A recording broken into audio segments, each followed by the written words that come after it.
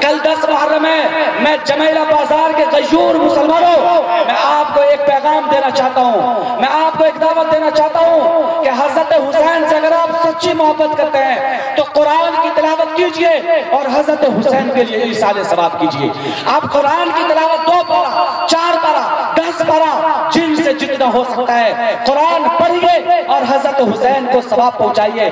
آپ کے ثواب کی ضرورت حضرت حسین کو نہیں ہے، ہم اس لیے ایصال ثواب کریں گے تاکہ میرا شمار حسین کے مددگاروں میں ہو، کیونکہ ہمیں حسین کے نانا سے سفارش کروانی ہے، یزید کے نانا سے سفارش نہیں کروانی ہے۔ آپ یہ سوچتے ہیں کہ ہم لاٹھی کھیل کر، گانا سن کر، ڈھول بجا کر، ڈانس کر کے ہم حسینی بن جائیں گے۔